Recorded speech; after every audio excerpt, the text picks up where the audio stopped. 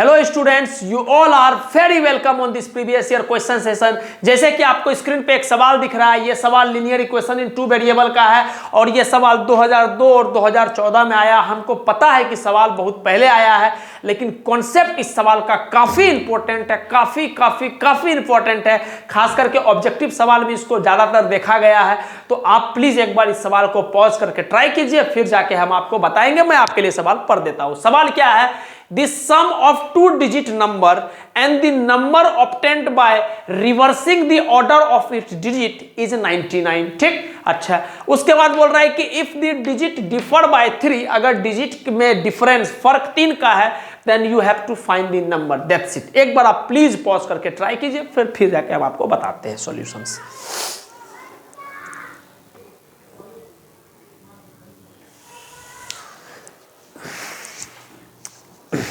चलिए, हम उम्मीद करते हैं कि आप जरूर ट्राई किए होंगे। क्लियर है? चलिए, अब हम आपको सॉल्यूशंस बताना चाहते हैं, लेकिन जैसे कि सॉल्यूशंस बताने से पहले आपको हम कॉन्सेप्ट बताते हैं, तो पहले हम आपको कॉन्सेप्ट बताएंगे कि क्या इस कॉन्सेप्ट में किस तरह का कॉन्सेप्ट का एक्चुअली में सवाल में इस्तेमाल किया जा रहा है। समझिएगा, जब भी हम टू डिजिट नंबर की बात करते हैं ना तो हमको पता चलता है कि सर ऐसा नंबर जिसमें 2 डिजिट होना चाहिए। जस्ट फॉर एग्जाम्पल, अगर हम एक नंबर ले लिए 24, एकदम बात को समझिएगा। अगर हम एक नंबर ले लिए क्या 24, तो 24 में आपको पता है कि सर ये जो इधर से पहला वाला नंबर आता है राइट हैंड साइड से, इसको हम लोग बोलते हैं यूनिट डिजिट। जानते हैं, आपको पता होगा, लेकिन आदत है, मेरा मजबूरी है, क्या है ना, हमको छोटा छोटा बात बताना पसंद होता है, इसलिए बता रहे।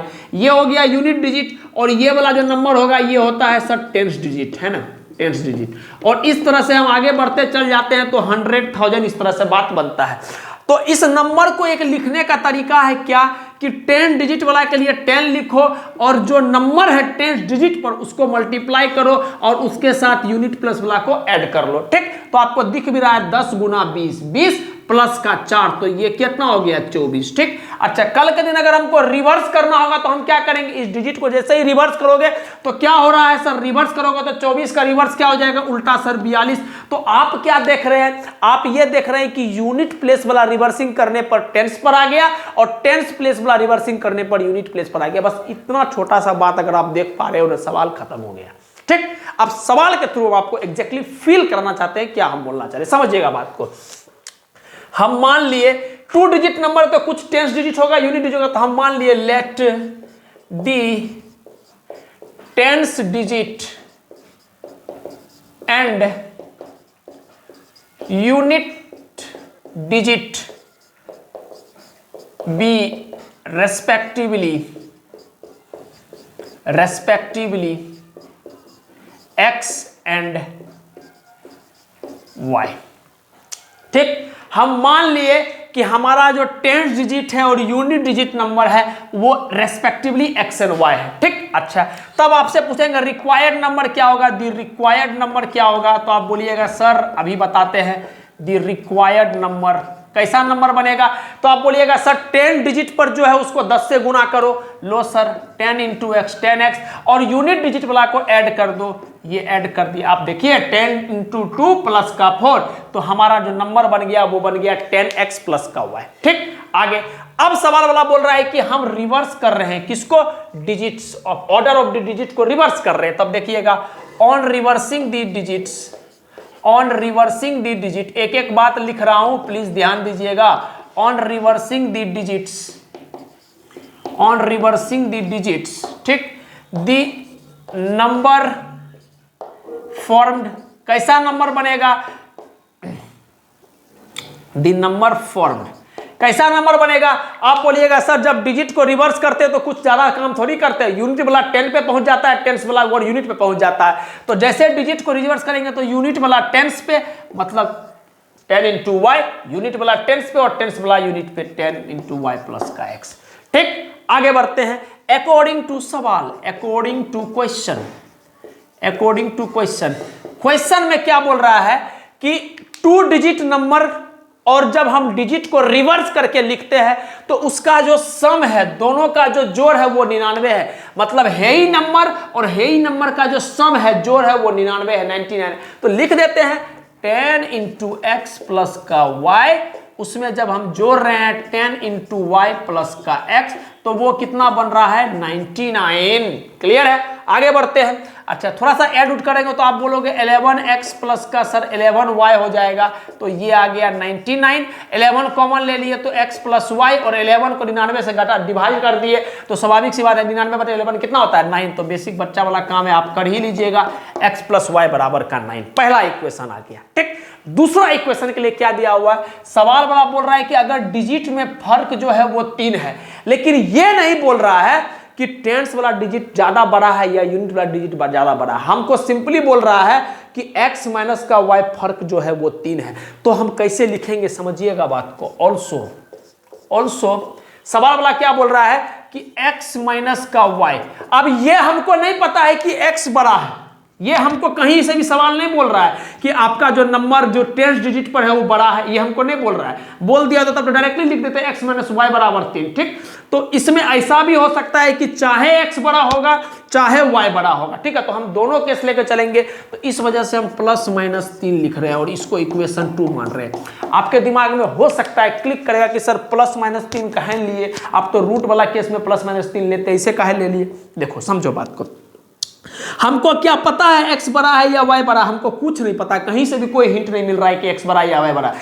तो हम बोल रहे हैं कि अगर मान लो x बड़ा होगा तब दोनों का फर्क क्या हो जाएगा +3, अगर मान लो y बड़ा होगा तब दोनों का फर्क क्या हो जाएगा -3। समझे बात को, x माइनस वाई बराबर +-3 लिख रहे हैं, तो अगर कभी x बड़ा होगा तब हम मान लेंगे कि x माइनस वाई बराबर 3। ठीक, अगर मान लो y बड़ा होगा तो निगेटिव साइन वाला नंबर बड़ा है तो फर्क कितना हो जाएगा -3, है ना। तो दोनों बात मेंटेन हो जाएगा, फर्क तो वैसे भी 3 का मेंटेन करना है, फर्क का 3 वैसे का मेंटेन हो जाएगा। क्लियर है, तो हम इस दोनों इक्वेशंस को यूज करते हुए आगे बढ़ते हैं, लिख भी लेते हैं। Using equation 1 and 2।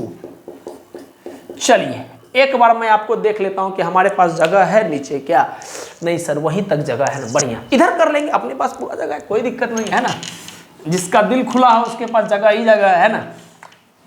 चलिए जगह की दिक्कत नहीं है हमें, चलिए आगे देखते हैं, यहां पर डील करते हैं। इक्वेशन क्या, पहले ये सर, पहले ये x प्लस वाई बराबर 9। अच्छा, एगो +3 वाला को पहले पकड़ते हैं, x माइनस का y बराबर का +3। दूसरा फिर से वही काम, x प्लस वाई बराबर 9, और एक बार फिर -3, दो केस है ना इसमें, तो -3 वाला को ही पकड़ेंगे, x माइनस का y बराबर का -3। क्लियर है, अब हम डायरेक्ट करना चाह रहे हैं, थोड़ा सा समझिएगा बात को। पहला क्या पकड़े, x प्लस वाई बराबर 9 और x माइनस का y बराबर 3। ठीक, और एक बार -3 वाला को पकड़ेंगे, x माइनस का y बराबर का -3। ठीक, अब हम डायरेक्ट कर रहे हैं, समझिएगा, जब हम दोनों को जोड़ रहे हैं, जब हम दोनों को जोड़ रहे हैं तो बोलिए +y से -y गया, बिल्कुल सर, इधर कितना बच गया, इधर बच गया 2x, इधर कितना बन गया, दोनों को जोड़ेंगे 9 में से 3 जुड़ गया 12, तो x का वैल्यू क्या आ गया 6। अब जैसे ही x का वैल्यू आ गया तो y का वैल्यू कितना आ जाएगा सर, 6 प्लस का y बराबर 9, 6 घटाएंगे 9 में से तो y का वैल्यू कितना आ जाएगा 3। तो मेरा बच्चा बोलेगा ये आ गया। तो इस केस में नंबर कितना आ गया अपने को, नंबर बोलिएगा सर आप कितना हो जाएगा, तो नंबर बोलेंगे सर 10 इंटू का x प्लस का y। x क्यों, कहे कि x हमारा यूनिट प्लेस नहीं टेंस प्लेस पर है, तो 10 इंटू एक्स प्लस का y, तो 10 इंटू 6 60 प्लस का 3, तो हमारा रिक्वायर्ड नंबर इस केस में 63 आया है। आगे बढ़ते हैं, आगे बढ़ते हैं, समझ में आया। रिक्वायर्ड नंबर क्या है सर, नंबर तो अपना यही है, देखो ना नंबर तो ओरिजिनल अपना यही है 10x प्लस वाई, ये तो रिवर्स करके बनाया गया, तो नंबर तो यही होगा, x का वैल्यू 6 आ गया तो 10 इंटू 6 प्लस का y, 10 इंटू 6 प्लस का y प्लस का 3, 10 इंटू 6 60 प्लस का 3 63, या डायरेक्ट भी लिख सकते हो x y तो 6 3 63। ठीक, हर तरीका से समझ आ रहे आपको। ठीक, आगे अब हम एक बार क्या करेंगे, इस दोनों को जोड़ते हैं, जैसे ही जोड़ेंगे तो प्लस वाई से माइनस वाई गया, तो 2x बराबर कितना आ गया, 9 में से -3 घटाना पड़ेगा, जोड़ रहे हैं -3 घटाना पड़ेगा, तो क्या हो जाएगा 6, तो x का वैल्यू इस केस में 3 आ गया। अब जैसे 3 प्लस का y बराबर का 9 आ गया, तो 3 को इधर घटाएंगे तो y का वैल्यू क्या आ गया 6। ठीक, तो इसमें रिक्वायर्ड नंबर क्या मिला, तो अब मेरा बच्चा बोलेगा सर डायरेक्ट लिख दो 3 6, वरना आप ऐसे लिखो 10 इंटू का x प्लस का y, और ये आ गया 10 इंटू का 3 प्लस का 6, और 10 या 30 प्लस का 6 36। ठीक, तो हमारा जो रिक्वायर्ड नंबर हमको मिला, रिक्वायर्ड नंबर हमको मिला, एक बार 63 मिला, एक बार 36 मिला, ये सारा बात समझ में आ गया होगा। क्लियर है, तो हम बोलेंगे therefore the required number is कितना 36 एंड